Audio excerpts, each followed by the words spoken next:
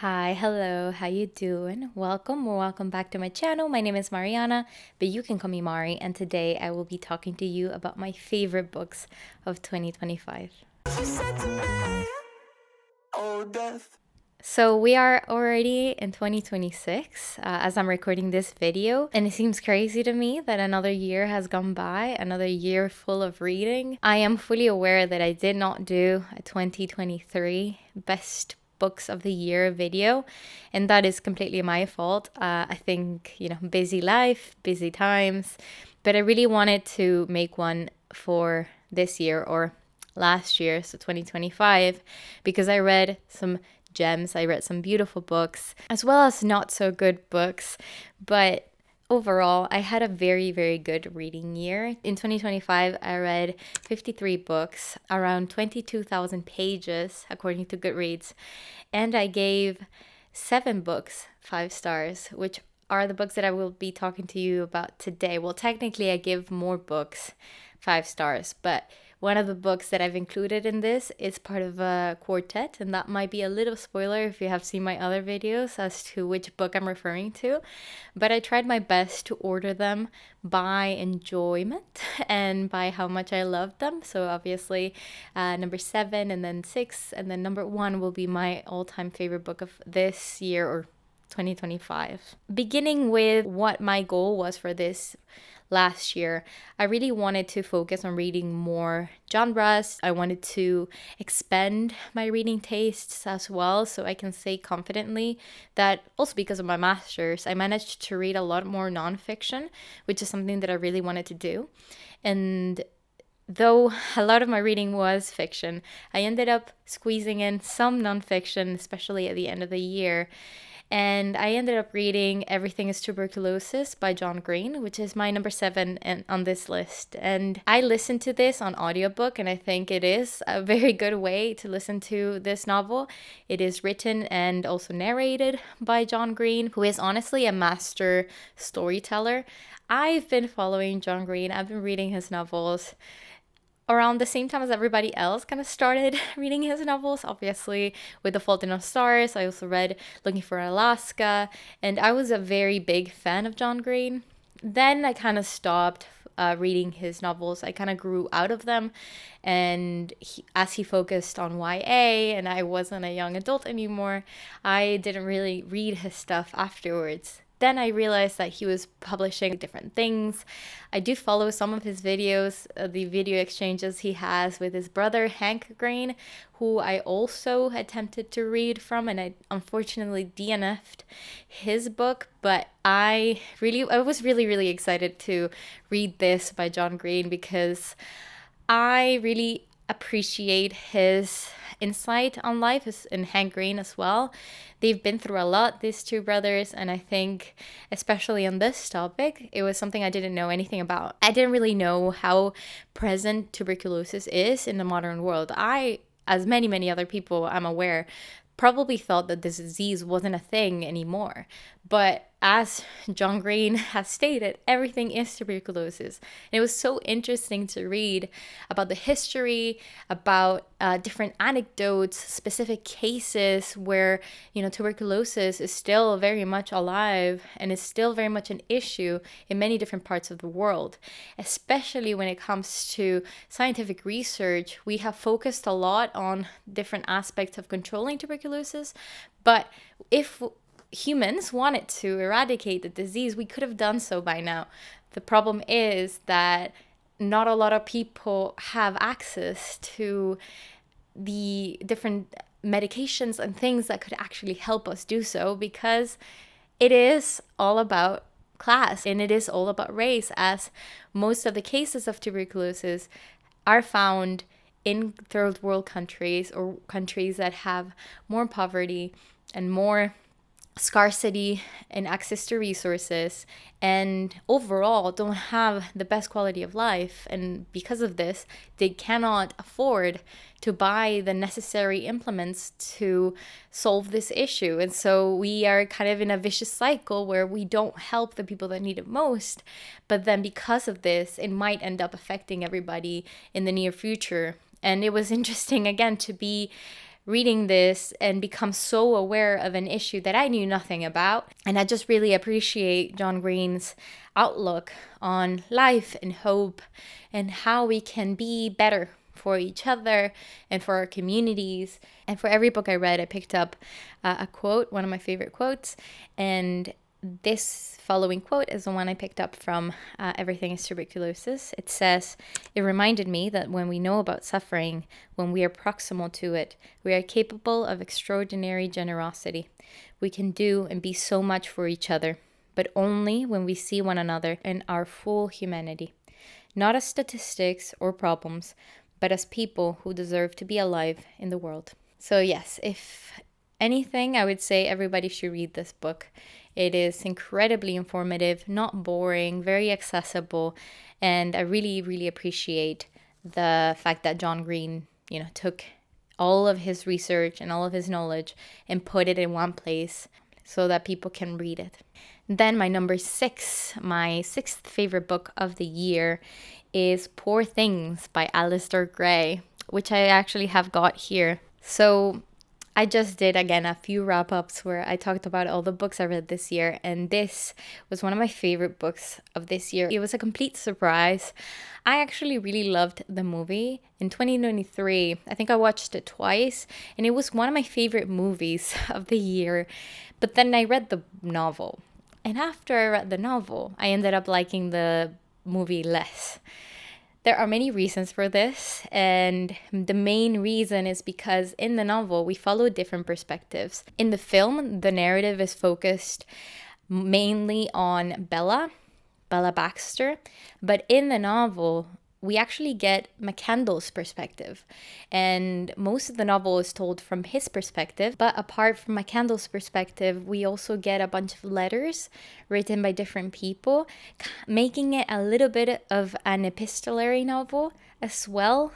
This, if people are not aware, is written by a postmodern writer, Alistair Gray, a Scottish writer, who focused his writings a lot on English colonialism and imperialism, and he criticized it very heavily in all of his novels, and this is no exception.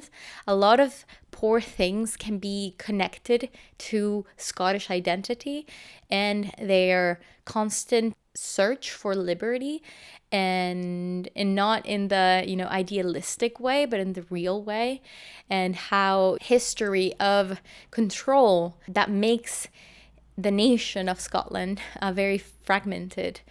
And you can see it in the novel, in the way that it was written. This is a very fragmented novel. Not a lot of things make sense. A lot of ideas are poured in here that make absolutely no sense and don't necessarily add anything to the plot. But again, politically speaking, and also if you analyze it within literary theory, it makes it so much richer. And I really enjoyed discussing this in one of my seminars, and I loved writing a paper about it. My paper was mainly about the depiction of Bella Baxter and how it contrasts to the novel, and how both kind of come a little bit short in actually giving their female characters a voice. I framed it within the male gaze as something that you can perceive in both works. And yeah, I just really, really enjoyed the experience. It made me laugh out loud because I found it so ridiculous and kind of funny at times. And I did like the adaptation, again, the movie, but I think I'll stick with the book. And the quote I chose for Poor Things is, "Only bad religions depend on mysteries, just as bad governments depend on secret police. Truth, beauty, and goodness are not mysterious. They are the commonest, most obvious, most essential facts of life, like sunlight, air, and bread. Only folk whose heads are muddled by expensive educations think truth, beauty, goodness are rare private properties." Again, very funny.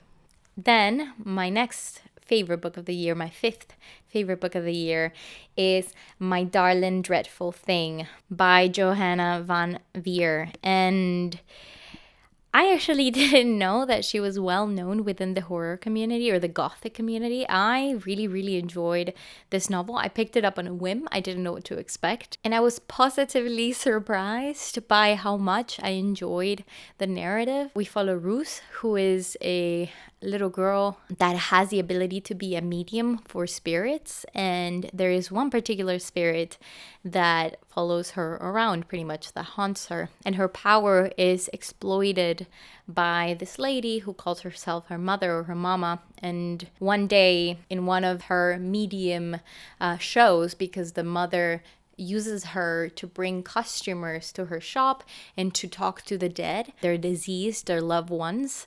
One day, Agnes, a woman, a widow, walks into the shop and then changes both of their lives forever, especially Ruth's life. And this is a very interesting tale. It has beautiful writing, not the sort of writing I would consider too purple, like purpley as they call it. So it's not too intricate to be able to fully immerse yourself in the story. It never distracted me from what was happening.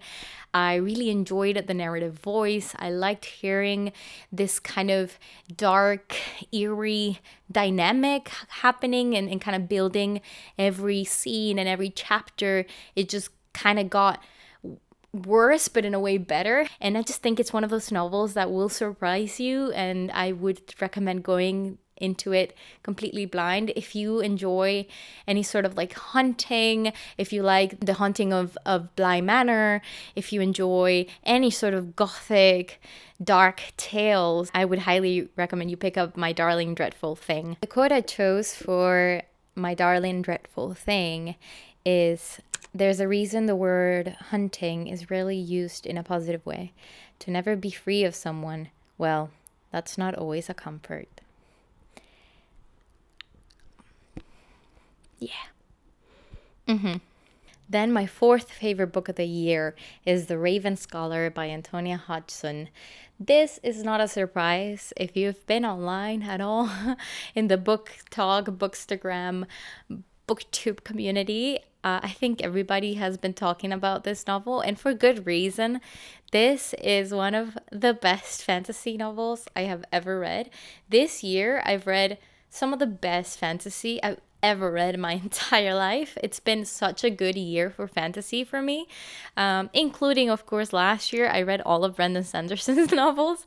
So let's just say that I've been consuming fantasy quite often now, and I've been getting into a little bit more of high fantasy rather than romantasy, even though I still love my romantasy.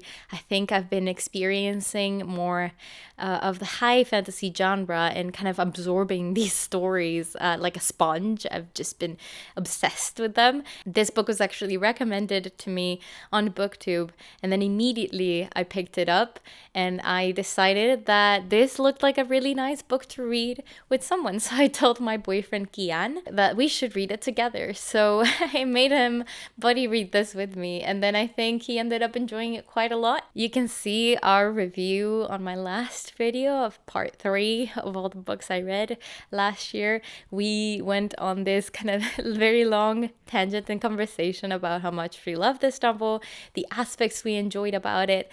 And yeah, it was just such a nice experience to be able to read it with someone. We would sometimes actually just sit down and read the same page because we're both quite fast readers. So it was just a nice thing to be able to talk to someone about.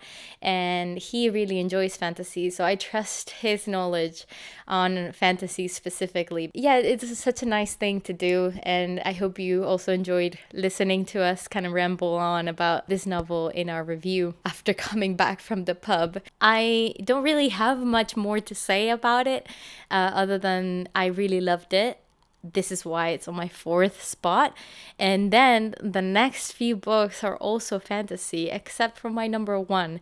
So let's just say I read some very good fantasy this year, and The Raven Scholar was one of them. The quote I chose for The Raven Scholar is, "She rubbed a hand over her heart. It was like reading a book," she decided.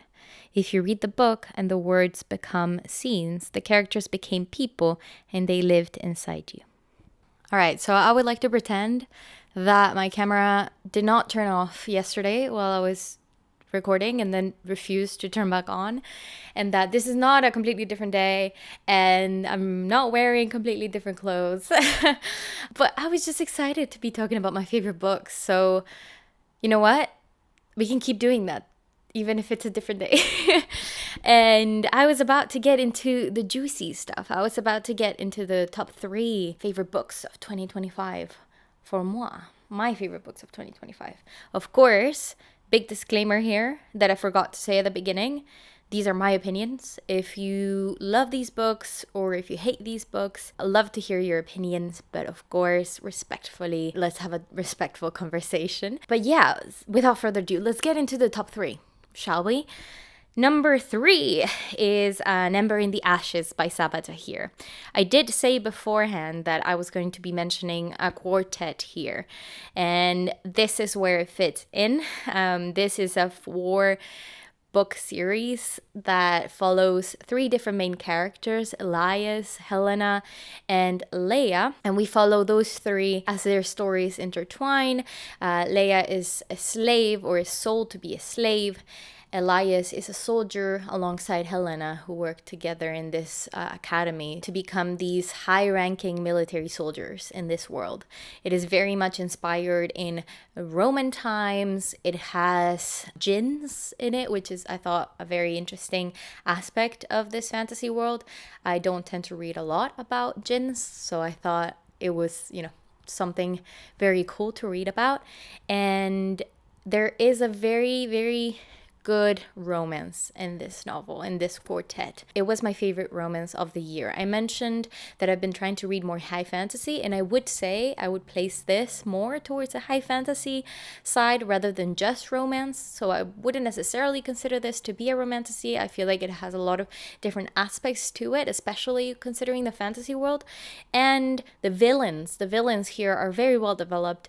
We get kind of satisfying ending. I will say the last book, I wish there were some little tweaks to be made, but because it has been finished, now I can confidently recommend this series as one that I think is worth reading. I fell in love with the characters. I couldn't stop reading. I think I read this in a month, so all 4 books while I was doing other things, while I was reading stuff for my thesis.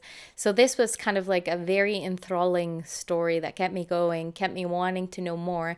But at the same time, it is quite depressing. It is a very sad, very tragic, very hard to read story. There are high stakes, people die. It's not one of those things that you go into thinking, oh, there will be a happy ending, because who knows, it's kind of up in the air. Characters are placed in situations where you don't understand how it would be possible for them to get out of situations. And maybe they do, maybe they don't. So that's kind of how this writer crafts her story. I personally really love when writers are able to follow through with any sort of threat or any sort of world-destructing event. I think it's good that, Sabaa Tahir is able to write these worlds in a very realistic way, even though it is fantasy, and that consequences make sense overall. So yes, I really loved this one. If you're looking for a series that has been completed, that is really, really good, I would highly recommend An Ember in the Ashes if you haven't picked it up yet. I mean, I think this is one of those books that has been around for, many, many years in the booktube sphere. So I know my opinions are not new and that this is not a surprise, that this is a very good series, but I just wanted to recommend it because I thought, you know what, it is one of my favorite books of 2025. And of course, editing Mariana here, I completely forgot to read my favorite quote from An Ember in the Ashes, which is, "It will get better. You'll never forget them, not even after years. But one day you'll go a whole minute without feeling the pain. Then an hour, a day, that's all you can ask for, really." His voice drops. "You'll heal, I promise."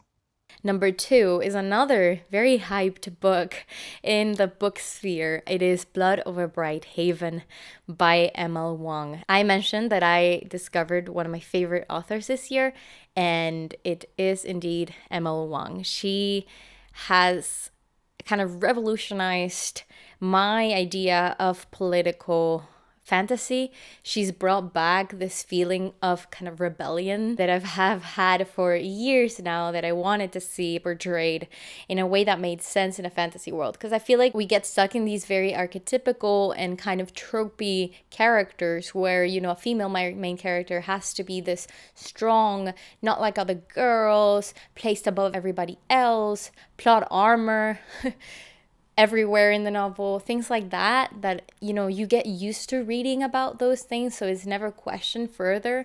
But then when you come across a novel such as Blood Over Bright Haven, which starts out with that kind of setting in mind and then subverts it, it's just such a genius idea. And I know, again, it's not new, but it's just like, it's done so well. It is such a well-written novel as well. The criticisms that this has received are also valid in terms of the main character being annoying, but I think it's the purpose of the novel. I think we're not meant to like this main character. We follow Sayona as she's the first woman magician to get into this magic school. And again, we follow her, and we are told that this is going to be her story of, you know, getting into the school, and this is kind of the setting of the whole novel. But so many things change when she is able to do something that no other woman has done, and she is not afraid to put other people down and other women down to reach her goals. And again, she's not meant to be a likable character. She meets people along the way, one of them being Thomil, who is a worker in this magic school, and things happen from there. I don't want to go too much into it because I think it's definitely worth reading if you haven't yet. It's a very popular book, but I think it deserves the hype. I think it's one of those books that I wish everybody read, even though I do know that it's just gonna go over some people's heads. Like, the main message of this story of, you know, discrimination and power dynamics and so much more. So I wish I could go so much more in depth about this, talking about all the spoiler and the specific plot points, but what I will do now is leave you with a little quote that says, "It's much easier to tell yourself you're a good person than it is to actually be one." And that is Blood Over Bright Haven by Emil Wong. Incredible book, which is why it was my second favorite book of 2025. And then I read, drumroll please, My Friends by Frederick Backman. This was the last book I read in 2025, and it was my favorite book of the year. I have a specific love and it's a very, I say specific because it's a very kind of context-based love when it comes to Frederick Backman's books. He is one of those writers that has a very specific writing style that includes a lot of foreshadowing and includes a lot of different kind of life lessons and philosophical ideas. And, you know, if you're not used to that sort of thing, you might think that this is a bit too like wishy-washy, in the sense that, you know, you're reading it and it's kind of being told over and over to you that this is kind of the lesson of the story. But I just really love his writings. I love his novels. It's one of those books that just makes you feel better, and it's one of those authors that knows exactly how to put into words what it feels like to be human, what it feels like to experience life, what it feels like to experience every day as you go, not knowing what the future holds, but also being excited and trying to keep a positive outlook in life. And I just really appreciate his novels. And this one, My Friends, I picked up knowing that it would destroy me a little bit. I suffered a loss in 2025 that was very unexpected, as death is, and grief is something that is hard to explain. It's hard to empathize if you haven't felt you know, those types of griefs. There are different types of griefs, of course, and in this case I lost a friend. So this novel was particularly relevant to what I was going through, in the same way that A Man Called Uwe was back in the day when I read it. I can't help but get emotional when I read this book. I sobbed. It was one of those novels that really just pulled every emotion out of me and made me reflect on the year, and it made me reflect on everything that I had gone through with this person, but as well with all my friends, and how blessed I am to be surrounded by people that I love and people that I enjoy to spend time with, people that know me so well that I can, just call them and have a conversation and feel seen and feel loved. And I'm just a very lucky individual in that sense. And in this novel, we follow a girl called Louisa, who is a foster child. She has just about turned 18, and she has just lost her best friend from her foster homes. And she's kind of dealing with this loss. And her dream throughout their childhood was to be able to see this one painting that depicts an ocean, but at the very end of the painting you can see some people sitting on a pier. And most people, when they look at the painting, they don't realize what they're looking at unless they actually look closely. And Louisa just wanted to see this painting. So the story begins by her kind of sneaking into this art exhibition where they are selling this famous painting by this very, very famous artist. And she just had always dreamed of seeing it in person. So we get her narration, and then things happen from there. She meets some unlikely characters, and something that Bachman is very good at doing is kind of making very different people clash and come together and have to come up with solutions for their active differences and work together to reach a certain goal. Most of the time, maybe it works out, maybe it doesn't, but at the end of the day, it's not about the actual destination, but about the journey. And I love this book so much, and I am so glad I read it. I'm so glad I get to share it. And I hope that if you're going through any sort of time, even if it's not, grief, even if you're just enjoying your life, being surrounded by people, lovely people, or if you feel alone, I feel like literature is one of those places that you can go to feel alive and to feel supported. And Frederick Bachman is one of those authors that just really pulls at your heartstrings and knows exactly where to go to make you feel things. And I just really appreciate his novels. So I've loved every single one of his novels, but this one in particular really got to me. A Man Called Ove, I think, is still my favorite novel of his, but this one is a close second. So yeah, I could not include it, and that is why it is my number one favorite book of the year. And my favorite quote from this novel is, "That's all of life, all we can hope for. You mustn't think about the fact that it might end, because then you live like a coward. You never love too much or sing too loudly. You have to take it for granted, the artist thinks. The whole thing. Sunrises and slow Sunday mornings and water balloons and another person's breath against your neck. That's the only courageous thing a person can do." I love this novel. I really enjoyed my reading experiences of 2025. I hope that 2026 is just as good. As I'm recording this, I have already read 5 books in 2026, which is insane. But it's just because I've just been obsessed with thrillers. So it is what it is. There's an ambulance coming, so I'm gonna say goodbye. But thank you for watching. Thank you for being here. I hope that your 2025 was wonderful, and that we follow each other into 2026. And drink some water, keep yourself healthy, and I will see you soon with another video very, very soon. Bye bye.